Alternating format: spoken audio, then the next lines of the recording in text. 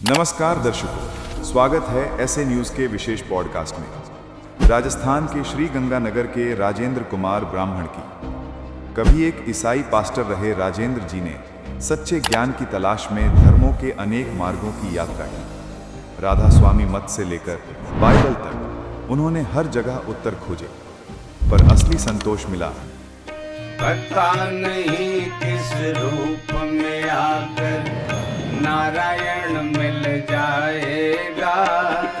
निर्मल मन के दर्पण में वह राम के दर्शन पाएगा। जब वे पहुंचे हरियाणा के बरवाला आश्रम में संत रामपाल जी महाराज की शरण में। ये कहानी है एक आत्मा की जो परमात्मा की खोज में भटकती रही और अंततः उस तत्वज्ञानी संत के पास पहुंची जिसने उसके जीवन के हर प्रश्न का समाधान कर दिया। आइए सुनते हैं उनकी आत्मिक यात्रा, ईसाई से संत रामपाल जी के शिष्य तक। नमस्कार दर्शकों, हमारे खास कार्यक्रम पॉडकास्ट में आप सभी का हार्दिक स्वागत है। दर्शकों, आज हम एक ऐसे शख्स के बारे में बताएंगे जो कि पहले ईसाई धर्म से बिलोंग करते, लेकिन अब वो जगत गुरु तत्वदर्शी संत रामपाल जी महाराज जी के शिष्य हो चुके हैं। तो आइए जानते हैं कि वो इतने बड़े पंथ यानी धर्म में रहते हुए भी उनको ऐसा किस चीज का अभाव हुआ कि उनको हिंदू धर्म के संत रामपाल जी महाराज जी के शरण में आना पड़ा। तो आइए जानते हैं। नमस्कार सर। नमस्कार सर, सबसे पहले हमारे दर्शकों को आप अपना परिचय दीजिए। जी, मेरा नाम राजेंद्र कुमार ब्राह्मण है और मैं श्री गंगानगर के राजस्थान के जिले से हूँ और मैं ईसाई रहा हूँ। और संत रामपाल जी महाराज का मैंने ज्ञान सुना, उनकी बातों से मैं प्रभावित हुआ और आज मैं संत रामपाल जी महाराज की शरण। तो सर, जो आप संत रामपाल जी महाराज जी के शरण में आए, तो जो आप पहले ईसाई धर्म से थे, आप यहाँ तक कि आप पादरी के पास्टर भी आप रह चुके हो, यानी खुद चर्च में आप रह चुके हो, धर्म कर्म हर चीज थे करते हो। तो क्या आपको वहाँ पे संतुष्टि नहीं मिली कि आपको हिंदू धर्म पंथ आपको धारण करना पड़ा, उनके संत के शरण में आना पड़ा? ऐसी क्या मजबूरी रही होगी अब? मतलब जब से मनुष्य का जन्म हुआ है तब से आदमी की आत्मा जो है वो निरंतर कुछ न कुछ खोजती रहती है। वो ऐसी पावर के विषय में सोचती रहती है, उसका कोई पीछे का जो अतीत जो है वो परमात्मा से जुड़ा रहता है। तो उसकी हर बार यही मंशा रहती है कि किसी न किसी तरीके से उस ऊर्जा से मिला जाए, उस पावर से मिला जाए। और यही स्थिति मेरी थी। मुझे बचपन से सत्संग सुनने का बड़ा शौक था और धार्मिक प्रवृत्ति का व्यक्ति था मैं बचपन से ही। और ग्रामीण क्षेत्र से आता हूँ मैं। ग्रामीणों में के अंदर क्या, जैसे सत्संग होता है, जागरण होते हैं, भगवती के जागरण होते हैं, लोक देवता बाबा रामदेव के जुम्मा जिसको हमारे यहाँ बोला जाता है, और हनुमान जी के भी जागरण वगैरह होते हैं, तमाम चीजें होती है। तो बचपन से भी मेरे को बड़ा शौक था। लेकिन क्या रहता था, मतलब जो गाने बजाने वाले लोग होते थे, मुझे इतना नॉलेज नहीं था।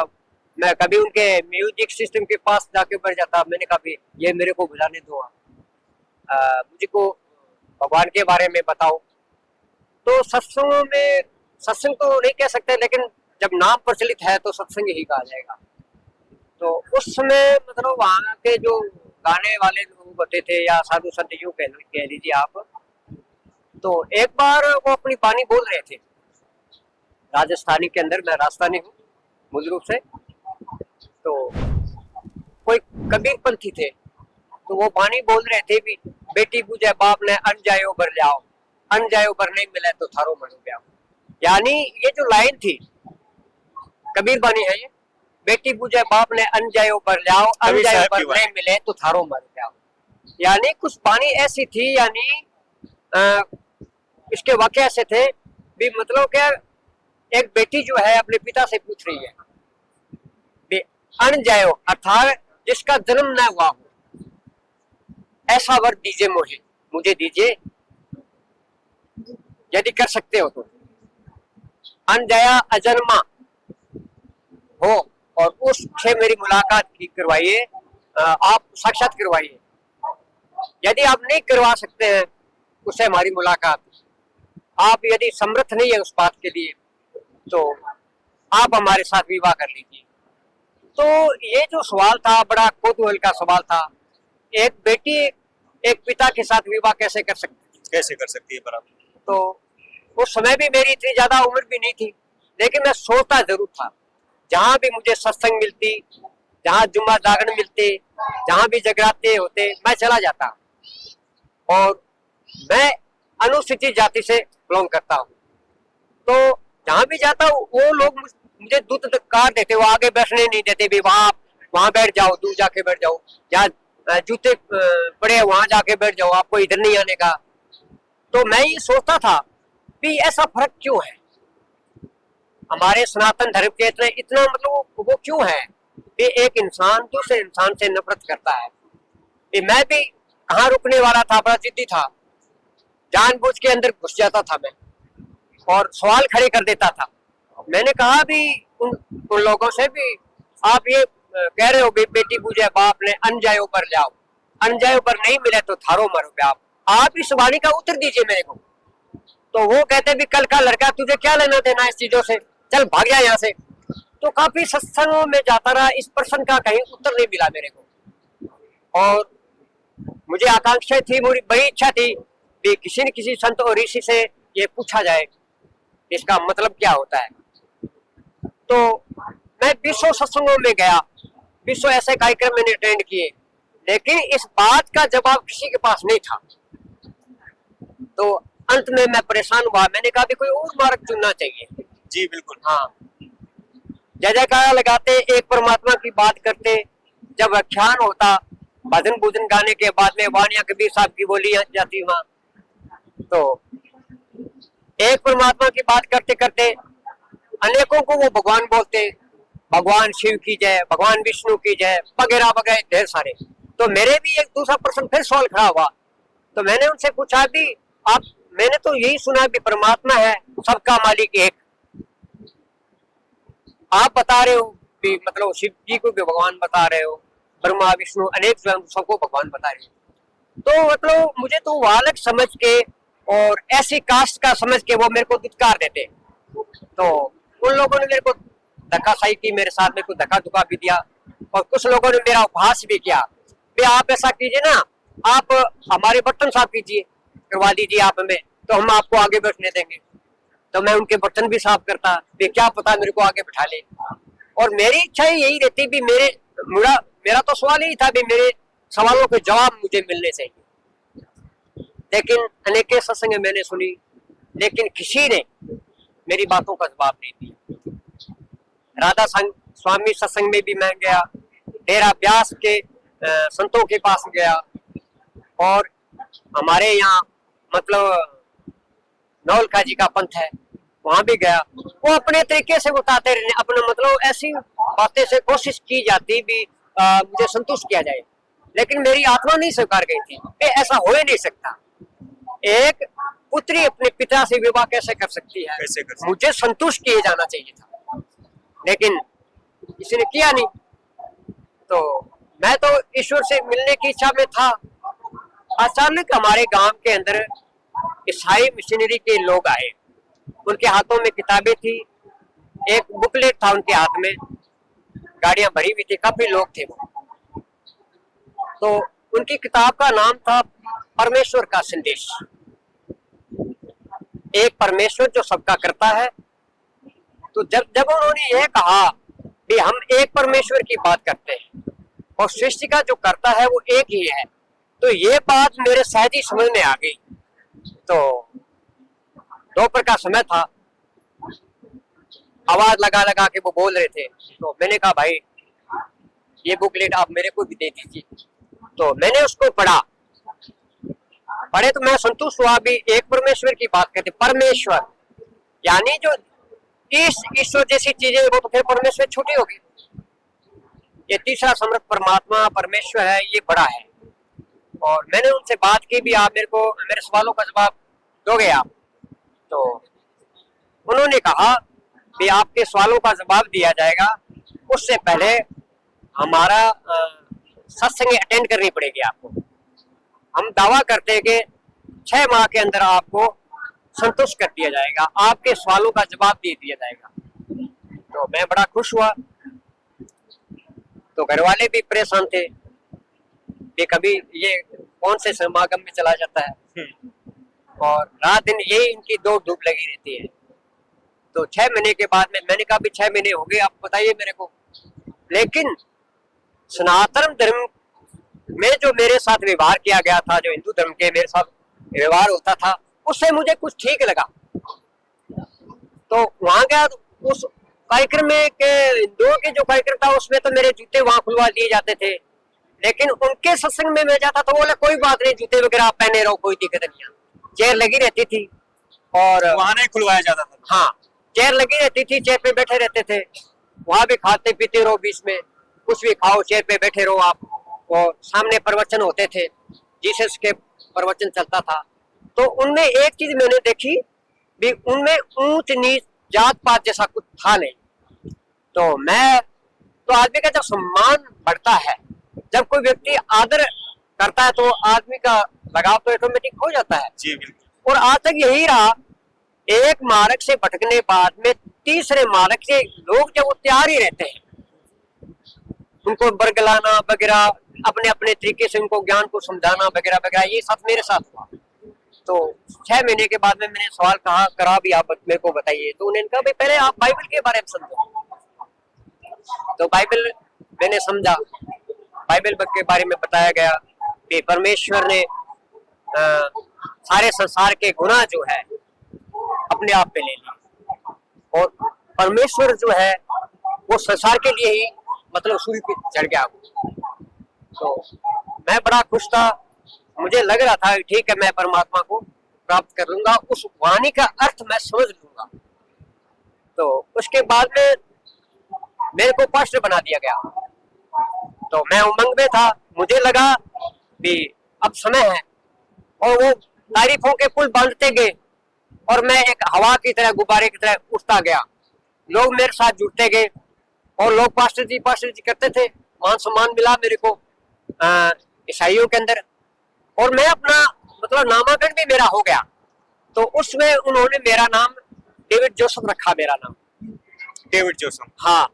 तो दूसरे लोग तो कम जुड़ते थे, लेकिन मेरी जो सोसाइटी के जो लोग थे, जहाँ मेरा प्रभाव था, जो मेरी आवाज से प्रभावित थे, गाने का मेरे को शौक था, और नाचने का, नृत्य करने का मेरा बड़ा शौक था।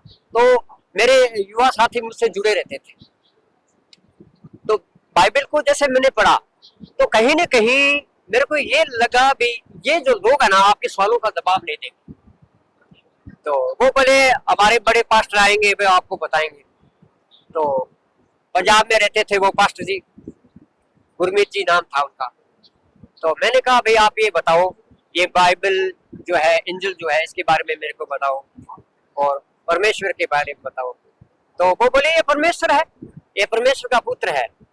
तो मैंने उनसे सवालों के जवाब मांगे, मैंने भी जीसस परमेश्वर प्रभु यीशु ये कहते हैं बाइबल के अंदर, पहले भी मैं अपने के यूपी में बता सका हूँ। प्रभु यीशु ये कहते हैं कि मैं परमेश्वर का पुत्र हूँ, और मैं स्वर्ग से आया हूँ, और समाज के हित के लिए, मनुष्य के जीवन को बचाने के लिए मैं आया हूँ, और मैं परमेश्वर का पुत्र हूँ। तो ये कहते ही मेरे प्रश्न और सवाल खड़े हो गए कि ये तो मैं उनसे पूछता भी, ये तो परमेश्वर का पुत्र बताया जा रहा है, मुझे पुत्र से बात नहीं बने, नहीं मेरे को, मुझे तो परमेश्वर चाहिए, परमेश्वर चाहिए। बराबर। तो वो कहते हैं यही परमेश्वर है। तो मैंने कहा भी क्या परमेश्वर और पुत्र क्या एक शक्ति हो सकती है? तो वो बिना प्रैक्टिकल, बिना थ्योरी की बात करते, कोशिश रही उनकी भी मेरे को किसी न किसी तरीके से बरगलाया जाए। उसको उन्होंने मेरे को लोभ भी दिया भी, आप जब आपके पास 1500 2000 आपके व्यक्ति जुट जाएंगे, तो आपको महीने की तनख्वाह मिलने लग जाएगी वगैरह वगैरह, और आपको बड़े लेवल पे आपको उठा दिया जाएगा। बाइबल की बातें तो मेरे को अच्छी लगी, लेकिन उनका जो धीरे धीरे जो पहले में मुझे लगा भी ये जो लोग हैं अच्छे लोग हैं, तो बाद में उन लोगों से भी मेरे को ना बू आने लगी उनमें कि कहीं न कहीं इस तरीके से बात करते हैं। ये वो भी कहते हैं आपको ना उन रिश्तेदारों को मिलना नहीं है, उनके कार्यक्रम में नहीं जाना है। तो मुझे लगा भी ये बात कुछ और है। तो वो लोग जब डोनेशन लेते, चंदा लेते, तो वो क्या करते, जैसे चुपचाप उनके हाथ में दे दो, जैसे ऐसे उन्होंने गिनना नहीं है। उनका मतलब था आप दिखाओ मत, ये तो दान है, ये गुप्त रहना चाहिए। जैसे मैं आपको पकड़ा, ये मुट्ठी भरी पैसे की, उसको सीधा पकड़ा दो, कपड़ा डाला और हाथ में पकड़ा दो, वो ले लिया, उसकी कोई गिनती सिंती नहीं है। और उनमें ही लोग शराब भी पीने वाले भी लोग थे, वो सामने तो नहीं थे, लेकिन शाम को पीते थे, अपनी पार्टी वगैरह मनाते थे। तो मैंने कहा हाँ, और वो मांस मटन भी खाते, ये सब भी खाते थे? हाँ सभी। और उनके बड़े बड़े प्रोग्राम होता तो मांस पकता था।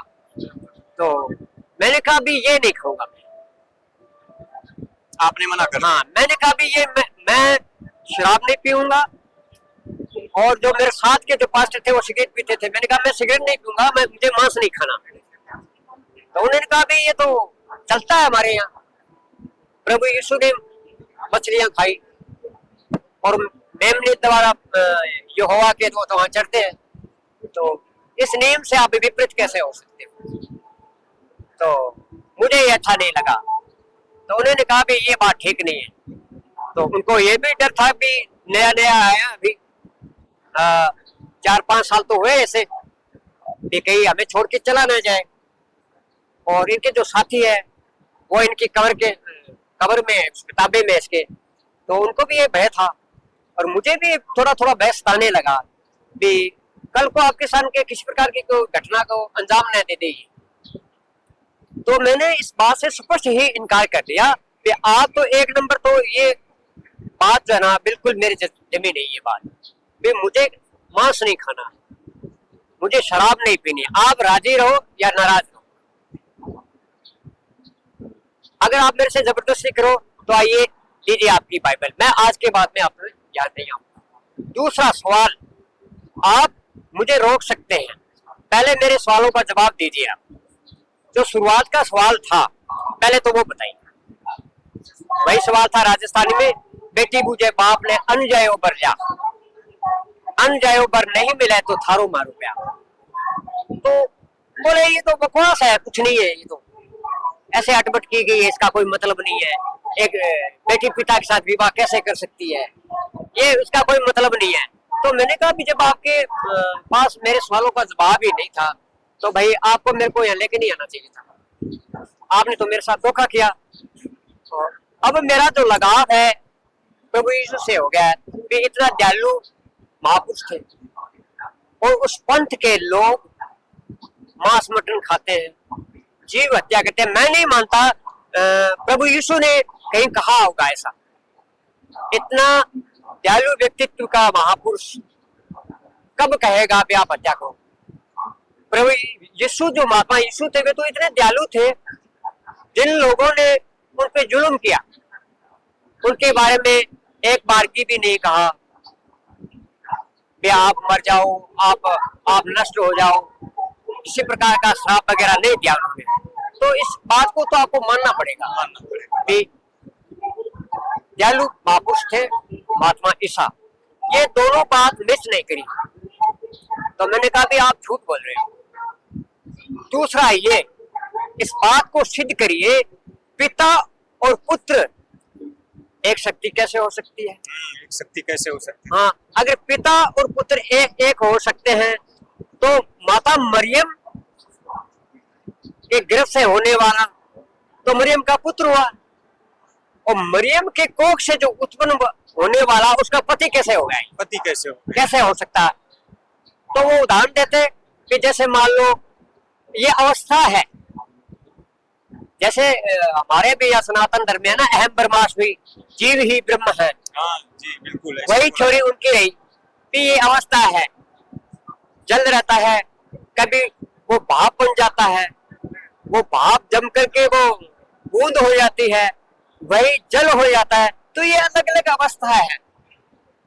तो मतलब क्या, बाप एक बार तो उसने बाप की भूमिका करी और एक बार पिता की भूमिका करी, और ये तीन रोल में रहते हैं, एक व्यक्ति के रूप में और एक अदृश्य आत्मा के रूप में और एक जो मनुष्य और इसमें जो संत होता है उसके रूप में होते हैं। तो उनकी थ्योरी जो है मेरे दिमाग में बिल्कुल नहीं जमी। मुझे लगा नहीं भी ये जो कह रहे हैं वो सच कह रहे होंगे। आपको विश्वास नहीं हुआ? हाँ बिल्कुल बिल्कुल, विश्वास होता कैसे? तो बातें उन्होंने ऐसी बताई तो विश्वास तो होना ही नहीं चाहिए था। बीच बीच में ये पछतावा भी है था कि मार्ग अच्छा है, एक परमेश्वर है और ये तारने वाला है, लेकिन इनके जो लोग हैं वो बाइबल की विपरीत क्रिया क्यों कर रहे हैं? फिर वो उदाहरण भी देते कि देखो यहोवा है, वो भविष्यवाणी कर रहा है और वो मेमना जो भेंट के लिए मांग रहा है, तो ये तो आपको करना पड़ेगा। लेकिन उत्पत्ति ग्रंथ के अंदर बाइबल में मैंने पढ़ा, संत रामपाल जी महाराज की शरण में आने से पहले भी पढ़ लिया था मैंने। हाँ ठीक है, वो इतना मुझे समझ नहीं आया, तो उसमें बताया गया कि जीवों के लिए खाने के लिए क्या, मनुष्य के लिए खाने क्या, ये मेरे को याद था। तो मैंने कहा भी परमात्मा तो कोई ऐसा आदेश है नहीं। तो घर वाले भी मेरे से परेशान थे कि कभी आप किसी पंथ में चले जाते हो और कभी आप किसी पंथ में चले जाते हो, कहीं एक जगह टिकते नहीं हो, आप टिकाऊ नहीं हो। तो ये भी मेरे लिए बड़ी बात थी। तो आखिर उन्होंने मतलब कहते भी बाहर से हम बुलाएंगे, बड़े पास्टर बुलाए थे और वो मेरे से मिलते, लेकिन मैं हर बार असंतुष्ट रहा। मैंने कहा नहीं, ये नहीं हो सकता। आप मेरे को यही बताइए, जब यीशु ही खुद परमेश्वर है तो ये लफ्ज बोलने की आवश्यकता कहाँ है कि मैं तुम्हारा परमेश्वर हूँ? आप किसी बालकनी की तरफ कोई उधर से वही सारी आवाज आ रही है, आप देखते हो तो इसका मतलब उस तरफ कोई है बराबर। उस पर्दे की दूसरी तरफ कोई है जिस तरफ आप घूम रहे हो। ठीक ऐसे फलक की तरफ प्रभु यीशु देखते हैं, हाथ उठा रहे कि हे परमेश्वर मैं तुम्हारा पुत्र हूँ। मतलब कोई एक पावर है जो सामने है, उससे बातचीत हो रही है और वो आकाशवाणी द्वारा बोल रहा है। जब दोनों एक ही पावर है तो ये सब ढोंग करने की जरूरत कहाँ है? ये सब ड्रामा करने की जरूरत नहीं है। ये तो आम पब्लिक को बेवकूफ बनाने जैसी बात हुई। तो मैं उनकी बातों में संतुष्ट नहीं हुआ। मैंने आखिर उनको कह दिया कि आज के बाद में आपके यहाँ में नहीं आऊंगा। आज के बाद में भी उस परमेश्वर के नाम, उद्धारकर्ता के नाम जय जयकार मैं नहीं करूंगा, यानी हालेलुया मैं नहीं करूंगा। तो उन्होंने कहा भी आप भटक जाओगे, आपका कल्याण नहीं होगा। मैंने कहा भी आप या तो आप मुझे संतुष्ट कीजिए। उसके बाद में मैं घर पे बैठ गया, मैंने बाइबल वगैरह उनको दे दी और घर वालों को भी लगा चलो ठीक है, बढ़िया हो गया। घर पे रहता था और जीविकोपार्जन के लिए मैं ट्यूबवेल का मिस्त्री हूँ। जमीन के अंदर भूमि के रह के काम करना होता है। आजकल जल का स्तर तो है वो बहुत ऊपर आ गया है, कम से कम 30-25 फुट पर पानी आ गया हमारे यहाँ। तो पहले 50-50, 60-60 फुट कुएं जाते थे। कुआं समझते हो गया आप? हाँ जी, कुआं। उसको खोदना होता है। तो वो मेरा कार्य था। तो घर वाले भी सोचते थे चलो वही नहीं जाएगा। तो हम मेरे शहर के साथ ही गांव पड़ता है, कम से कम 20 किलोमीटर के दायरे में है। उस गांव का नाम मुकलावा गांव है। तो वहाँ हम अपना काम करने के लिए गए। मेरे साथ लेबर भी थी, काफी मजदूर भाई थे। 20-25 फुट गहराई के नीचे क्या हम कुआं खोद रहे थे। रेतली मिट्टी थी, मतलब कि हमने गौर नहीं की कि इतनी मतलब गहराई हम चले गए खोदते खोदते। हाँ खोदते खोदते, और हमने गौर नहीं करी कि हमें इसकी चिनाई कर लेनी चाहिए, अन्यथा मिट्टी गिरने का आशंका बना रहता है। तो कम से कम रात के 8 बज गए थे और मजदूर भी बेचारे सोच रहे थे कि ओवर टाइम हो रहा है। मिस्त्री जो हमसे ओवर टाइम करवा रहा है कुछ देख ही नहीं रहा है और मिट्टी खेचते जा रहे हैं। तो अमावस्या रही होगी उसमें उस दिन, अमावस्या का दिन। हाँ। तो अंदर से क्या एक वॉइस आई, आवाज आई, एक भयानक आवाज अंदर से आई कि ये जो आप कुआं खोद रहे हो ये हमारे दम पर खोद रहे हो, अन्यथा कब का ये मटिया मेट हो जाता, मिट्टी गिर जाती, आप तुरंत प्रभाव से बाहर निकलिए। तो हम जो मेरा गुरु है जिससे मैं काम सीखा, मैंने कार्य का जो गुरु होता है मेरे, उन्होंने मैं तो उपदेश ले लिया संत रामपाल जी महाराज से। लखा सिंह जी उनका नाम है, वो मित्र भी है मेरे और कार्य के गुरु भी है वो। तो उन्होंने कहा भी ये आवाज जो है वो थोड़ी विपरीत सी लगी मेरे को, हमें बाहर निकलना चाहिए।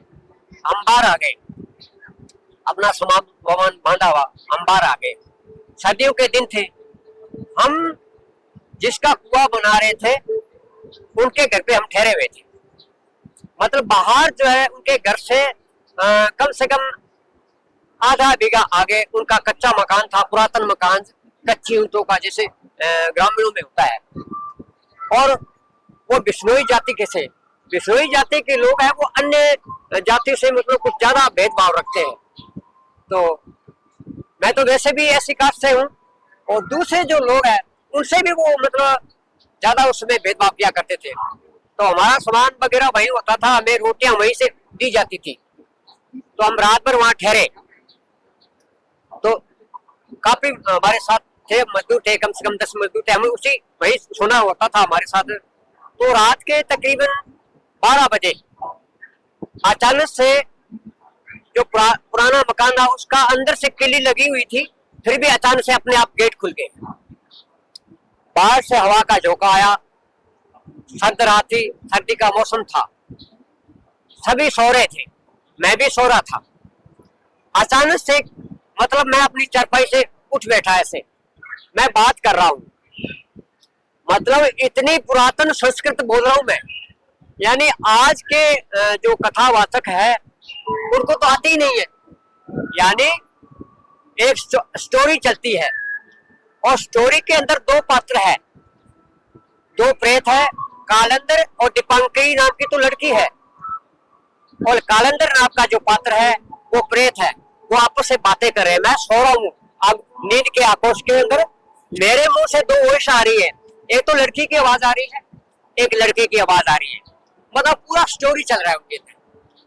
तो कालंदर उनको कहता है कि दीपांकरी आज तुम मेरे लिए क्या लेके आई है? तो वह कहते हैं मैं आज आपके लिए ना भात लेके आ रही हूँ। धीरे धीरे आवाज बढ़ती गई, रात का ठंडा मौसम था, बारिश भी हो चुकी थी, सर्दियों का दिन था। जैसे जैसे बोलते अंदर से आवाज उठती जाती, घर वाले भी परेशान हो गए। उनकी जो बहुएं थी उन्हें कहा बाहर कोई पता नहीं फिल्म चल रही, पता नहीं क्या चल रहा है। वो हमारे दूसरे गेट की तरफ आके बैठ के रोज सुनते, वो कभी सत्संग, मतलब प्राचीन कहानियां चलती थी, जैसे वो भी सुनते थे। हाँ, पंचतंत्र की जैसे कहानियां चलती है वैसे ही चलता रहता था प्रोग्राम। वो बताते नहीं थे, वो सुबह हमसे बात करे थे कि भाई रात तो बड़ा सुगंधित हलवा खा रहे थे।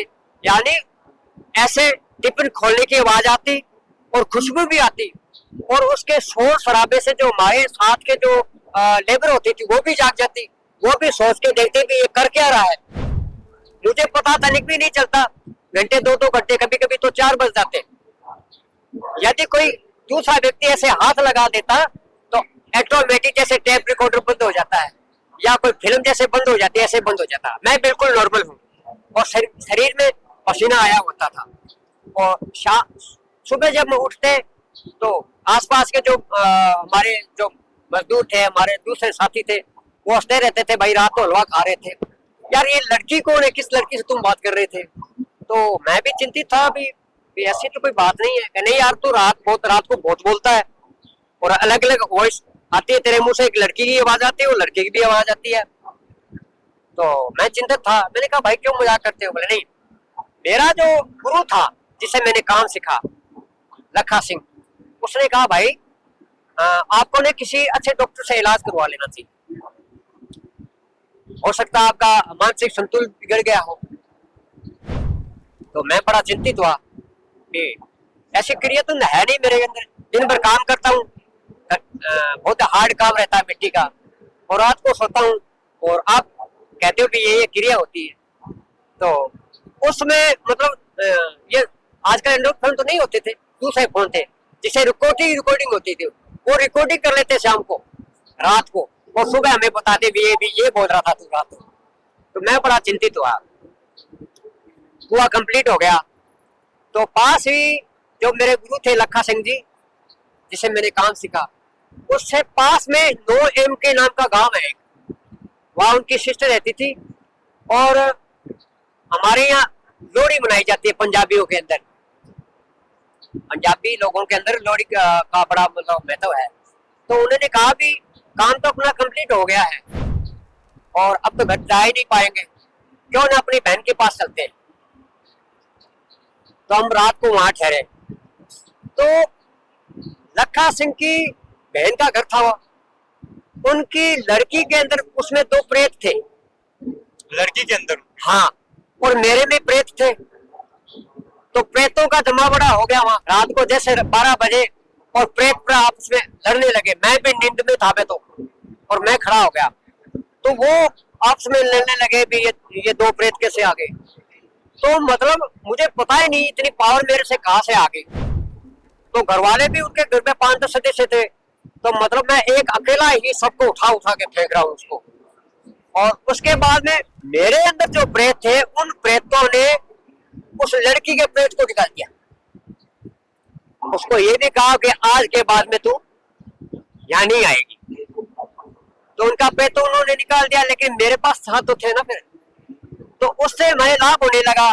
हमारे जो चेले चपटे थे, मजदूर लोग होते थे, तो वो भी रात को पूछ लेते कि श्रीमान जी आप ज्ञान तो दे रहे कि भी आप हमें सट्टे का नंबर भी दे दीजिए आप। तो कभी कभार सट्टे के नंबर भी वो दे देते थे। और मारण मंत्र, उटाचन मंत्र, समोन मंत्र, ये सारे मंत्र बताते थे वो। भी बंदे को मारना है तो कैसे मारना है, किसी को सम्मोहित करना है तो कैसे करना, वो सारी क्रिया वो बताते थे। उन क्रियाओं को हम पहले रिकॉर्ड कर लेते थे। रिकॉर्ड करने के बाद वो पूरी हम तांत्रिक वाली क्रिया भी हम करने लगे बीच में। तो ऐसे करते करते हमारा वो धंधा जम गया। तो लोग भी हमारे पास आने वाले, सट्टे वाले आने लगे। और हमारे पास जो मंत्र देते वो सीढ़ियां हमारे पास थी।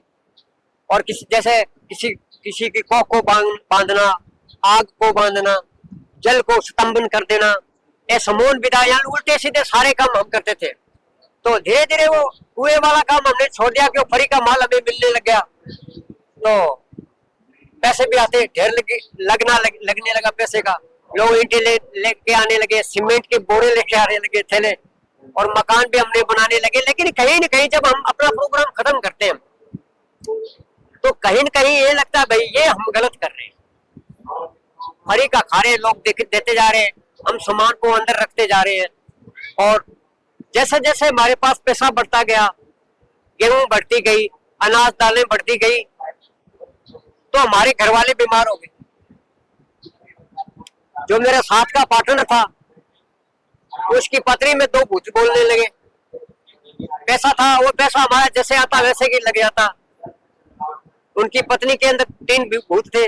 उन भूतों से, हमारे वाले भूतों से वो भूत नहीं निकले। तो ये समस्या हो गई ना फिर। तो आखिर में नागपंचमी रही होगी, नागपंचमी का। हाँ, तो मतलब वो सर्पों जैसी क्रिया करते थे। तो एक दिन नागपंचमी वाले दिन वो दोनों प्रकट हो गए ऐसे प्रेत। हाँ, वो सर्प मतलब वो लड़की और वो लड़का प्रकट हो। उसकी आयु रही होगी कम से कम 26-27 साल की। तो मैंने पूछा भी आप कहाँ से क्या हो। तो उन्होंने कहा भी जहाँ आप कुएं का काम कर रहे हो, ये गांव मुकलावा है, वहाँ एक जन्म के अंदर हम अपना मुकलावा कंप्लीट करने के लिए जा रहे थे। पति पत्नी दोनों पहले पैदल चला करते थे, साधन नहीं हुआ करते थे उस समय। तो जंगल से हम गुजरते जा रहे थे। अब तो वहाँ खेती होने लगी। तो हमने देखा एक मादा सर्प और दोनों सर्प, मादा और नर दोनों। तो मतलब क्या, हम वहां से निकल रहे थे तो हमने उन दोनों सर्पों को मार दिया। तो उसके बाद में हमें ये जन्म भोगना पड़ा। हम सर्प योनि में हैं। हम रात को ही मनुष्य की योनि धारण करते हैं और दिन में हमें सर्प की योनि में रहना पड़ता है। और अब हम आखिरी बार हम आपसे मिलने आ रहे हैं।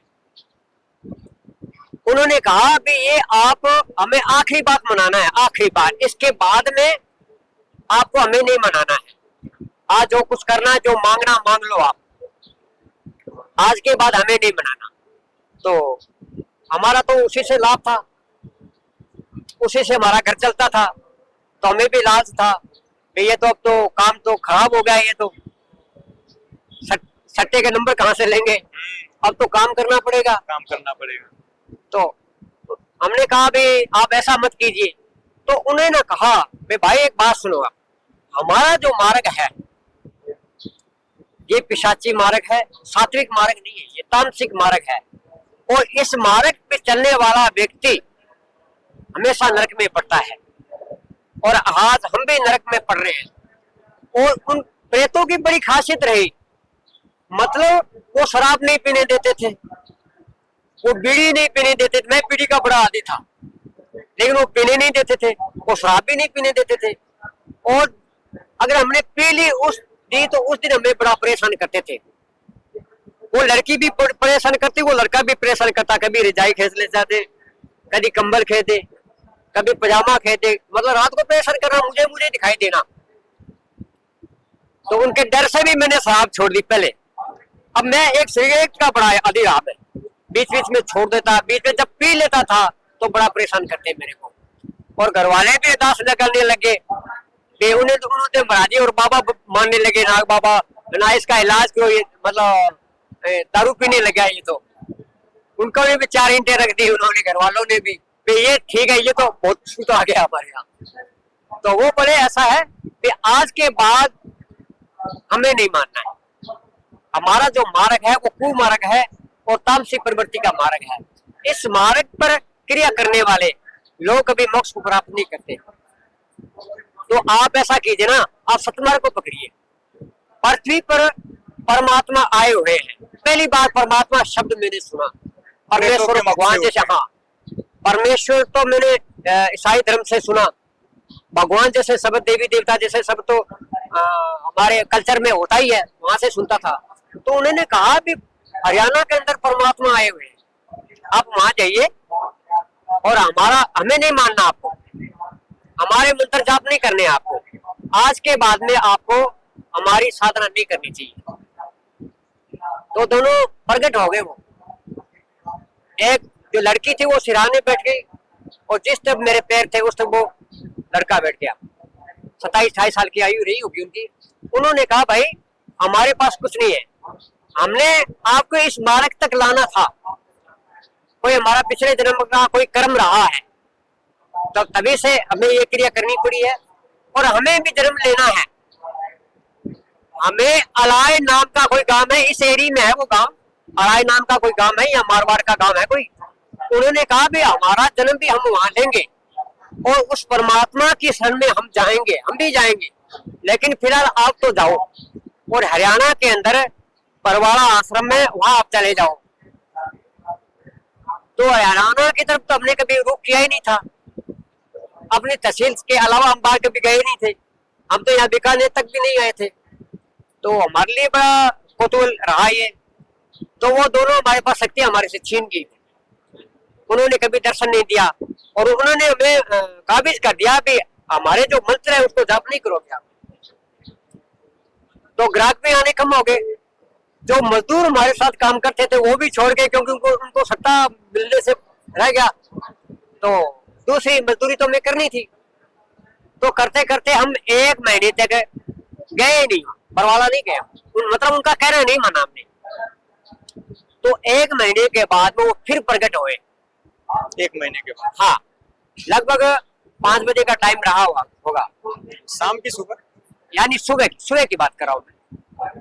तो उस समय हमारे राजस्थान के अंदर, गंगानगर के अंदर चने की फसल होती है, चना सुना होगा आपने? हाँ जी। चने की फसल होती है, वो काटने का समय होता है, मतलब के कटाई का जो टाइम होता है।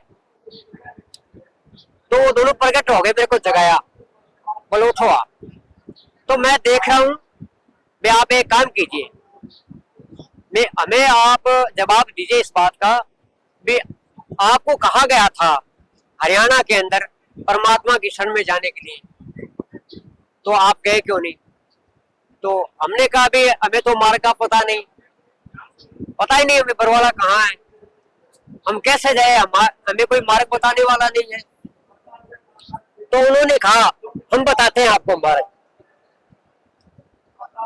रात के समय में 5 बजे का टाइम था, तो मैं देख रहा हूँ कम से कम 2 हाथ इतनी इतनी जगह में, मतलब प्रकाश दिख रहा है ऐसे, और साइड की ओर अंधेरा है।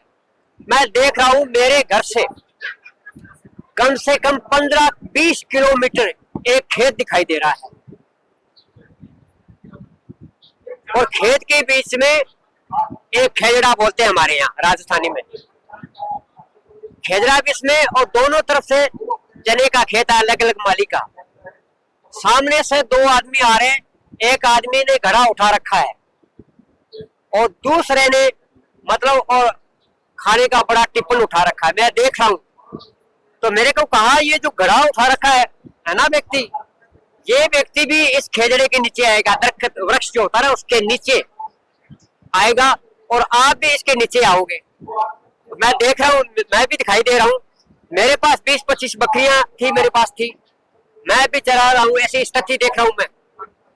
और ये व्यक्ति है, ये आपको बरवाला पहुंचाएगा। इसका कहना मानने के बाद में आपको ये मार्ग दे देगा। ठीक हफ्ते बाद में कोई ऐसा संजोग हुआ, उस खेत का मालिक मेरे पास आया, तो उसने कहा भी आप हमारे एक मुर्बा चना काट दोगे? तो मैंने कहा काट देंगे भाई, हमारा तो काम ही यही है। और साथ में क्या है, हमारे भक्तमती जी है, वो बकरी चरा लेंगे, बच्चे छोटे छोटे थे उस समय। तो मैंने को ये काम ठीक हो गया, चना काटेंगे और पीछे पीछे उठाते चलेंगे, बकरियां भी चरती रहेगी। वही दिन रहा, वही बार, वही स्थिति, वही टाइम, दोपहर का टाइम था। सामने से वो घड़ा लेके आ रहा था एक व्यक्ति और खेत का मालिक, और हम तो उसी के नीचे बैठे थे पहले से। तो वो व्यक्ति आया, खेत का मालिक आ गया। मैंने कहा भाई साहब नमस्कार। मैंने कहा नमस्कार भाई, आप बड़े साई बने फिरते हो, आज पता चल जाएगा तुम्हारे ज्ञान का। ये आप कह रहे हो ना परमेश्वर प्रभु यीशु के अलावा कुछ है नहीं। उनके पास में जो व्यक्ति घड़ा उठाया था वो अनूपगढ़ क्षेत्र का संत रामपाल जी का शिष्य था। वो मजदूरी करने के लिए मेरे वहां गया हुआ था। मुझे भी ज्ञान का अभिमान था बड़ा, तो मुझे लगा भी मेरे सामने तो कोई ज्ञान में कोई टिक ही नहीं सकता, ये कल का लड़का मेरे साथ क्या टिकेगा। तो हमारी चर्चा है, उन्होंने सृष्टि रचना बताई, गुरु जी का ज्ञान बताया। आत्मा को अच्छा भी लग रहा था, पर मैं खुद इंसल्ट महसूस कर रहा था कि कल का बच्चा इतना फराटे से कबीर साहब की बाणियां बोल रहा है, हर बात को वो काट रहा है, मेरी हर बातों को काट रहा है। बड़े सहज तरीके से बात कर रहा था, मेरे को क्रोध आ रहा था, वो बड़ी शीलता से बात कर रहा था। उनकी पत्नी के अंदर प्रेत बाधा थी, इतनी ज्यादा प्रेत बाधा थी कि हर जगह हम घूम लिए थे, उसका इलाज हमसे भी नहीं हुआ था, डॉक्टरों से भी इलाज नहीं होता। तो मतलब सिंपल भाषा में कहते हैं, यानी उनको खून बहने की बीमारी थी। जो मेरा मित्र था, मेरा गुरु था लखा सिंह, उसकी पत्नी जो चरणजीत कौर थी, उनके शरीर से खून बहता था, मतलब दूल्ही पतली होती जा रही थी। इसको हमारे यहाँ राजस्थान में हार्ड खूना बोलते हैं, उसका खून मतलब गिरता जाता था। तो यानी कम से कम 5 किलो कॉटन बर्बाद हो जाती थी। उनकी मतलब कि जो औरतें थी घर की, वो भी परेशान हो जाती, इतना खून बहता था उसका, कपड़े खराब हो जाते थे, और आदमी तो उसके पास जाए कैसे। वो इतनी पागल हो गई थी, मतलब वो कपड़े भी खोल देती थी, पूरे शरीर के वस्त्र खोल करके पूरे गांव के अंदर घूमती रहती थी। अब मैं दिन भर काम करना होता, शाम को हम आते तो वो भक्त कहता, भाई तुम्हारी मम्मी का पोत कहते भाई पापा जी, मम्मी तो सुबह निकली से पता नहीं कहाँ चली गई, कपड़े कहीं रहते उसकी, निवस्त्र होके घूमती रहती थी। कभी बेचारे कोई पानी पिला देते था तो पी लेती थी। तो हमारे जाने का प्रोग्राम था, जैसे तैसे करके उसको हमने पकड़ा, उसे रस्से से बांधा, समझाया उसे। तो मैंने कहा भी आगे परमात्मा है वो, तो उसको भी ठीक वही करेंगे। जी बिल्कुल। तो उनकी जो पत्नी थी, उसके पैरों के इतने ज्यादा कांटे लगे हुए थे, वो घूमती रहती थी। तो सबसे पहले बरवाला में जाने के बाद में जो बहनें थे, वहां जाते ही वो बहन जो थी, मतलब लखा दास के घर से, वो जाते ही बेहोश होगी। सबसे पहले तो बहनों ने उसको नहलाया, उसके कपड़े बदले, पैरों में लगे हुए कांटे निकाले, उसके बाद में शायद महीने भर से पहली बार उस बहन ने भोजन किया होगा वहां। तो गुरुजी को सबसे पहले उसे नाम दिलवाया। तो गुरुजी ने कहा बेटा आज के बाद में ये दिक्कत तेरे को नहीं आएगी। तो तब तक तो मैंने नाम नहीं ले रखा था। लखा दास जी के घर से जो बीवी थी उसकी, उसको परमात्मा ने ठीक दिया, उसका उनको उपदेश दिया। उसके बाद में मैंने उपदेश लिया। जैसे ही मतलब क्या उन्होंने उपदेश लिया, मैंने नहीं लिया, लाइन लगी हुई थी ऐसे, तो मैं भी भाग के लाइन में खड़ गया। तो उसमें क्या रहा, उस समय संगत रही होगी बरबाला के अंदर, कम से कम 1000-1200 लोग आते जाते रहते थे। तो मैंने उपदेश लिया नहीं, सीधा ही लाइन में जाके खड़ गया मैं, किसी को पता नहीं लगा। लाइन में चलते चलते आगे चला गया मैं, तो बाकी भक्तों को पता नहीं चला। तो गुरुजी ने मेरे को ऐसे देखा, मैं भी चुप था ऐसे, उन्होंने हाथ जोड़ रखे थे, मैंने भी ऐसे जोड़ लिए। तो गुरुजी ने मेरे को ऐसे देखा, फिर गुरुजी वापस आए। तो गुरुजी ने आवाज लगा के मेरे को बोला भी आ लिया सर्वानंद है। मैंने पीछे देखा कि दूसरी तरफ, मैंने सोचा भी मेरे को तो कह नहीं रहे। गुरुजी बोले तेरे को बोल रहा हूँ भाई, तू है सर्वानंद। फिर भी मेरे को बात समझ में नहीं आई, तू है समझ, तू आ लिया, तो मुझे समझ नहीं आई बात। चलो आई गई बात।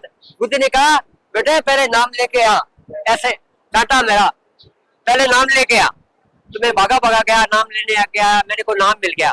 नाम लेने के बाद में वो मेरी शंका यूं की यूं ही रही। जब दोपहर के अंदर जब लाइन लगी तो मैंने पूछ लिया गुरुजी मेरी प्रार्थना है। तो गुरुजी ने कहा बोल बेटा क्या दिक्कत है आपको। और शारीरिक संतुष्ट था, मुझे कोई बीमारी नहीं थी, कोई रोग नहीं था, और सिगरेट पीता था मैं, वो मेरी छूटी गई। और शराब जो थी वो मेरी पहले जो देव जिसको मैं मानता था उन्होंने मेरी छुड़ाई दी, छुड़वा दिया। हाँ, तो गुरुजी बोले बेटा बताओ क्या दिक्कत है। मैंने कहा गुरुजी एक वाणी है कबीर साहब की, बेटी बूढ़े बाप ने अन जायो पर लियाओ, अन जायो पर नहीं मिला तो थारो नाम हारो मारो ब्याह। गुरुजी जोश है ऐसे, बेटा यू केस है, यू तो शिष्य रत्न है। इतना ही बोला गुरुजी ने, और कुछ नहीं बोला। मेरे अंदर से ऑटोमेटिक मुझे सब कुछ समझ में आ गया। मुझे समझ हो ये तो दुर्गा है जो ब्रह्म को कह रही है, क्योंकि उसे पेट से निकल लिया था। उसे जब पेट से उत्पन्न होगी तो पुत्री हो गई ना, वो उसको कह रही है कि बेटी बुझे बाप ने अन जायो पर जा। अन जायो यानी जिसका जन्म नहीं होता, यानी दुर्गा कह रही है कि आप मेरे पिता के घर पे भेज दो। अन जायो पर यानी पिता के घर भेज दो। अगर नहीं तुम भेज सकते तो फिर हम यहाँ गंदगी खाते हैं, कौन देखता है हम बहन भाई हैं। थारो मारो ब्याह यानी बहन भाई हम विवाह के संबंध में जुड़ जाते हैं और फिर संसार की सृष्टि की रचना कहते हैं। ठीक इसी तरीके से मेरे स्वास्थ्य होते गए और धीरे धीरे मैं सत्संग बढ़ता गया, सुनता गया, सत्संग में गिरता गया। आज का दिन, कल की रात, इसी तरीके से मैं संत रामपाल जी महाराज की शरण में आया।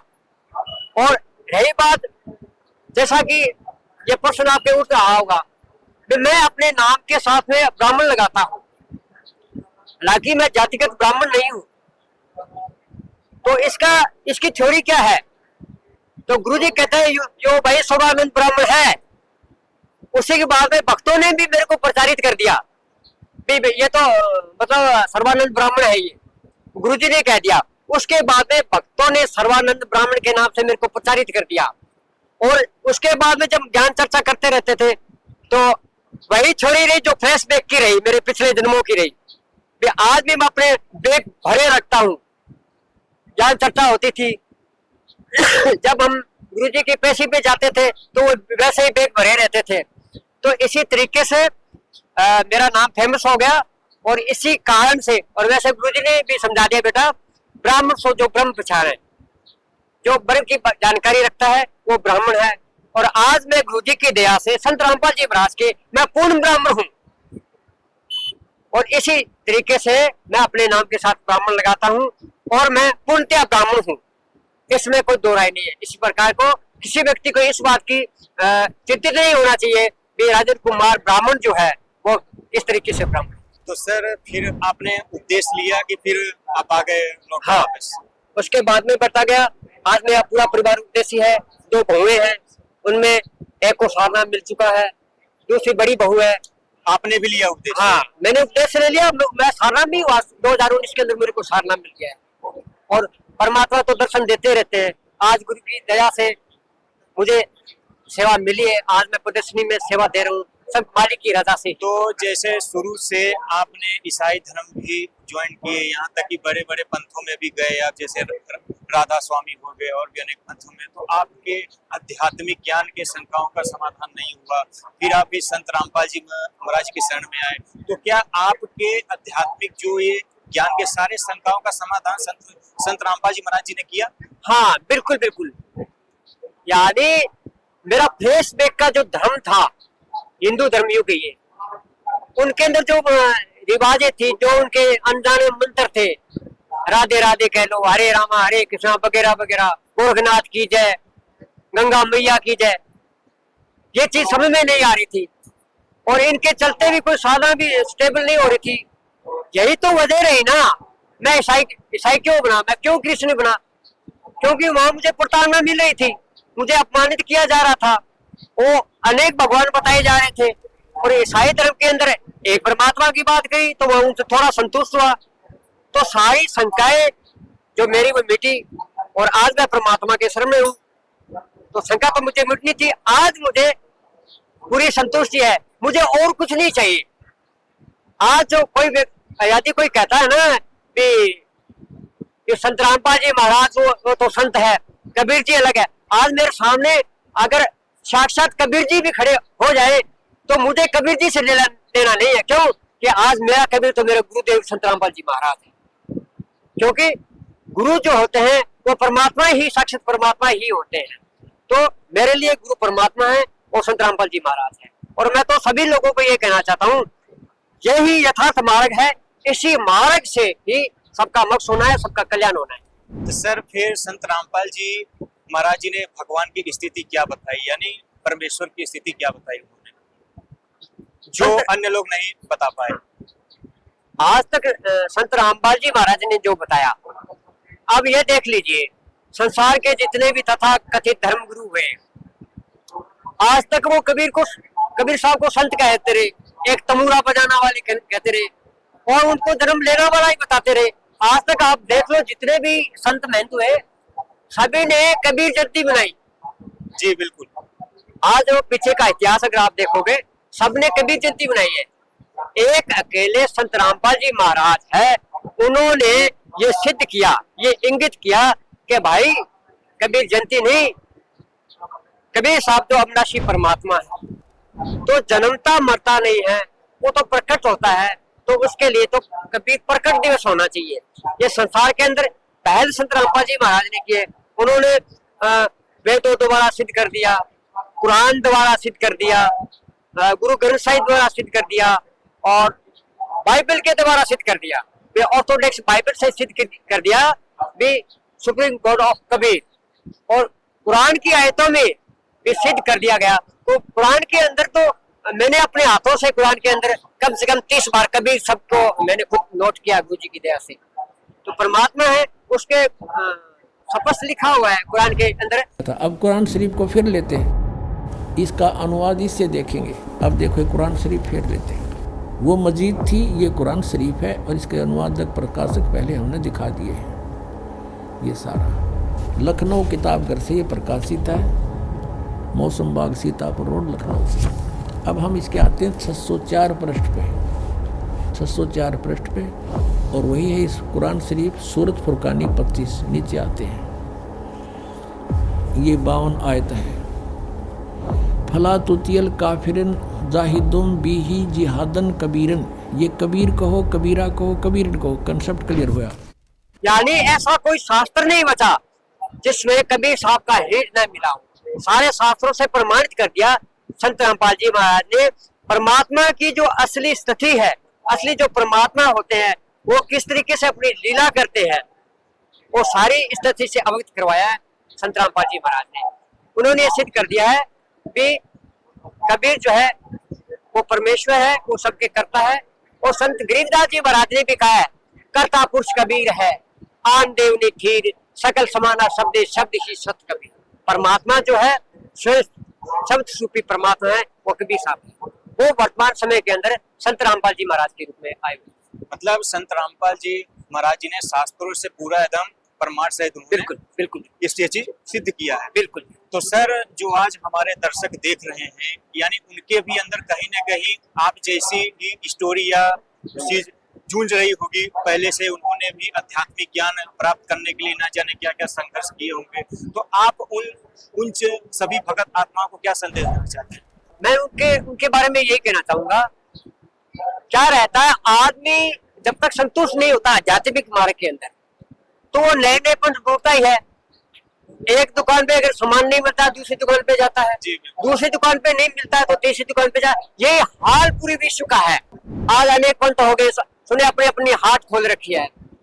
तो जहां जहां आध्यात्मिक मार्ग में जहां जहां व्यक्ति अपमानित होते हैं, कितने लोग यही कहा यथार्थ ज्ञान नहीं और धर्म गुरुओं के पास असली ज्ञान न होने के बाद में कितने लोग राधा स्वामी पंथ में चले गए, कितने दंदन सतगुरु में चले गए, कितने नकली पंथों में चले गए, कितने लोग इस्लाम की तरफ दौड़ गए और वहां कौन सा उन्होंने सुख पा लिया।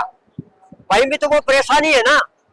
यानी आज सबसे बड़ी स्थिति किन लोगों की खराब हुई, यानी बौद्ध धर्म के विषय में मैं कहना चाहता हूँ। बौद्ध धर्म के गए हुए जितने भी लोग हैं वो अपमानित किए गए लोग हैं। एक से अनेक कैसे हो गए, उनको वहां सम्मान आदर मिला, वो वहां चले गए। हमें आदर सम्मान को न देखते हुए हमारा जो मूल धर्म जो है आदि सनातन धर्म है उसकी तरफ हमें लौटना होगा। आदि सनातन धर्म की यदि बात करें तो हमें इस बात को जानना चाहिए गहराई से, असली सनातन धर्म यही मिलेगा, इन्हीं शास्त्रों में मिलेगा। तो आप जितने भी भाई है जो उनके अंदर आकांक्षाएं है, जो असंतुष्ट है, तो सारे जिन पंथों में धर्मों में जितने लोग हैं वो संत रामपाल जी महाराज द्वारा बताया गया ज्ञान सुनिए। आप संत रामपाल जी महाराज की सत्संग सुनिए। आज तो प्रत्येक चैनल पे उनके सत्संग आ रहे हैं। उन्हें संत रामपाल जी के लिए आप समय निकालिए, जो आपके समाज कल्याण की जानकारी भी देते हैं, आदमी को जीवन सिखा रहे हैं, जीवन के लिए वो प्राण फूंक रहे हैं। उनकी आप सत्संग सुनिए, उनके बताए हुए बातों को आप मानिए और आप निश्चय ही आपका कल्याण होगा, आप मोक्ष को प्राप्त हो जाओगे। और इसी तरीके से हमारा जो मूल मंत्र है वसुवैध कुटुंबकम, इसी तरीके से संपूर्ण जो विश्व है हम एक परिवार में फिर आपस में जुड़ जाएंगे। मैं तो यही कहना चाहता हूँ और कि आप संत रामपाल जी महाराज के सत्संग सुनिए, उनके गूढ़ रहस्यों को समझिए और मैं सोचता हूँ निश्चय ही पूरे विश्व का कल्याण हो जाएगा। पूरा विश्व एक बार फिर एक परिवार की तरह आपस में जुड़ जाएगा। मैं तो यही कहना चाहता हूँ।